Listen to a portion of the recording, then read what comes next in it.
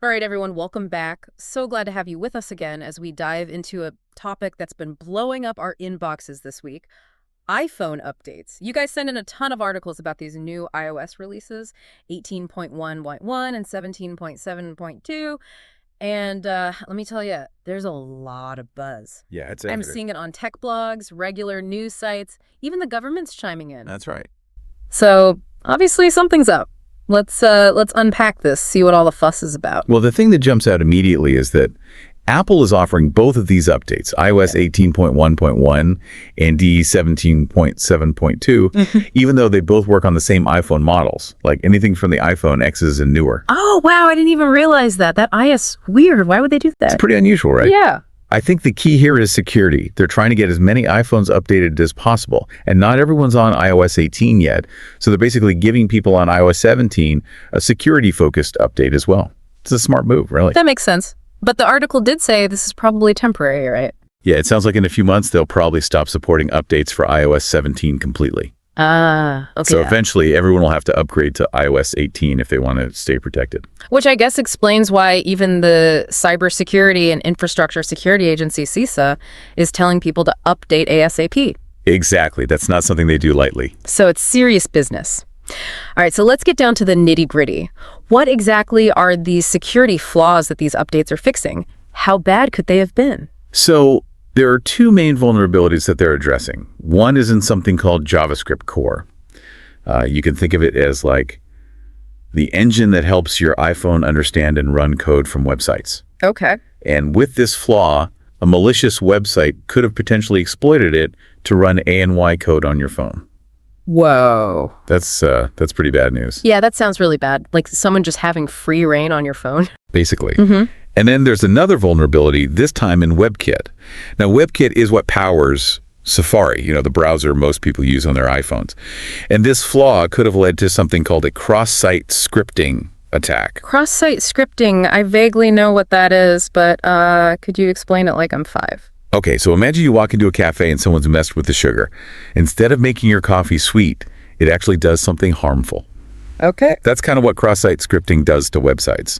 It injects bad code that can then steal your information or do other nasty things. Yikes. So, not good. So if someone visited like the wrong website, they could have had their passwords and stuff stolen. Potentially, yes. Man, that's scary. And what's even more concerning is that Apple believes these flaws were already being used in the wild, especially on Macs that use Intel chips. Seriously? So this isn't just some hypothetical future threat. It was actually happening. That's right. Wow, I had no idea. So these updates are really important. They're basically plugging those holes before more damage can be done. Okay, yeah, I'm definitely hitting that update button as soon as we're done recording. Good call.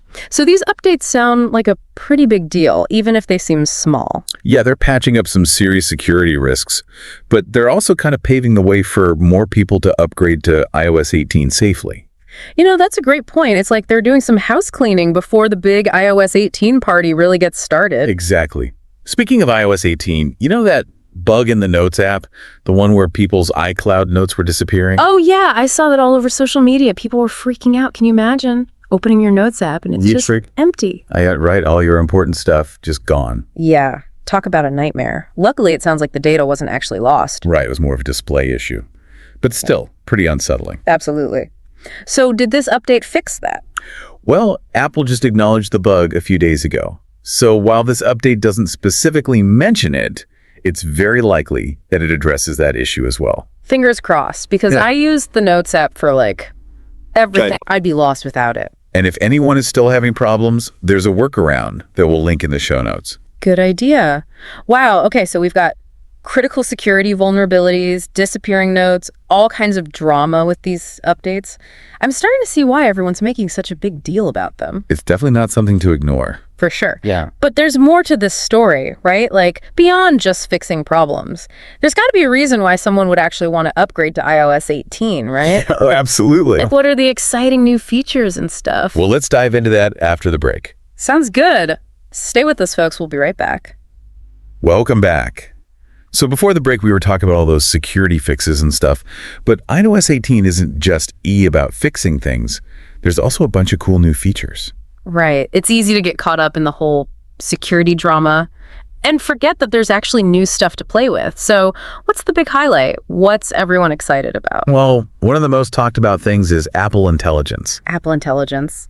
Yeah, it's basically a whole set of AI-powered tools designed to make your phone, well, smarter and help you get things done faster. Okay, I gotta be honest. I'm always a bit skeptical when I hear AI-powered this or that.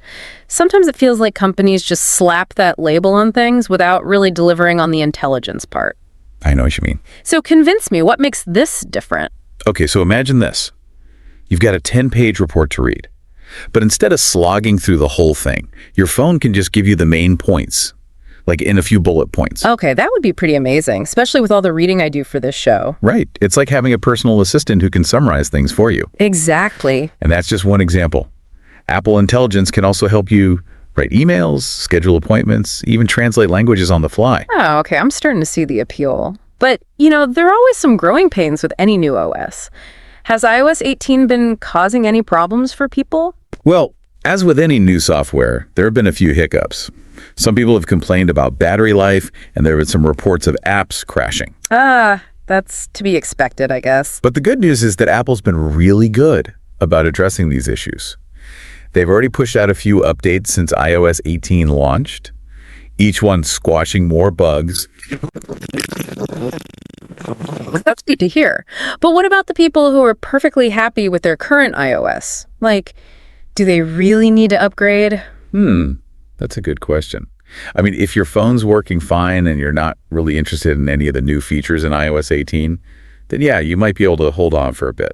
Especially if you're the type who likes to wait until things are really polished before jumping in. Right, exactly.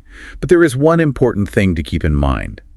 Security. We talked about those security updates earlier and how important they are. It's like changing the locks on your house after you realize someone might have a key. That's a good analogy. And while Apple does support older iOS versions for a while, they eventually have to shift their focus to the newer ones.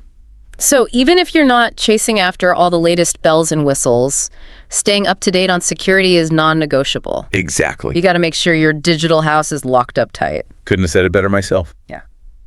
And speaking of security, remember how we mentioned that even CISA is urging people to update? Oh yeah, that's not something you see every day. The government actually telling people to update their phones. It really underscores how serious these security threats are. Right. It makes you wonder what else is out there, like what other digital threats are lurking, just waiting for the next update to fix them.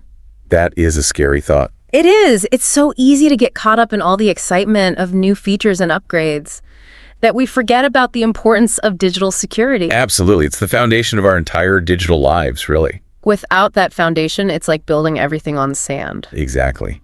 So for anyone who hasn't upgraded yet, what's the final verdict? Should they take the plunge? What do you think? Well, if you're concerned about security, and I think most people are these days, Yeah. then updating is a no-brainer. It's the best way to protect yourself from those vulnerabilities we talked about. Plus, you get all the cool new features, like Apple Intelligence, and eventually, everyone will need to upgrade anyway, so. Yeah, it's kind of a win-win. You get the security, the new stuff, and you're future-proofing yourself. Exactly. Awesome. Well, we've covered a lot of ground today, but there's always more to explore, right? I know it. There are a few more interesting tidbits I think our listeners will enjoy. Perfect. Well, let's not keep them waiting. We'll be right back with the final part of our deep dive into the world of iPhones and iOS updates. Welcome back to the deep dive. It's amazing how much there is to talk about with these iPhone updates. Right. I mean, it seems like such a simple thing. Yeah, you just hit update and you're done. But there's actually so much going on behind the scenes. We've talked a lot about staying updated, especially for security reasons, but I gotta admit, it can get a bit overwhelming, Yeah, I totally get it. It's like constant notifications, alerts, new versions. How do you even keep up with it all without going crazy? That's a great question. I think the key is to prioritize. Not all updates are created equal, right? Some are critical, like the ones we've been discussing, where there's a serious security risk. But others are more about new features, performance improvements, that kind of stuff. Okay, so how do you decide which ones to install? It really comes down to your own personal risk tolerance and how much disruption you're willing to put up with. So it's about finding that balance, right? Exactly. And part of finding that balance is staying informed, Take a few minutes to read the release notes, do a little research, understand what the update is about. Don't just blindly hit install without knowing why. That's a good point. Be an active participant in your digital life, not just a passive recipient of updates. Exactly. And you don't have to figure this all out on your own. There are tons of resources out there to help you. Websites, blogs, podcasts like this one, all dedicated to giving you the info you need to make smart decisions about your tech. Well said. So, to wrap things up, it sounds like the big takeaway here is that staying informed is more important than ever. It's not just about keeping up with the Joneses and having the latest and greatest. It's about taking care of your digital well-being. Absolutely.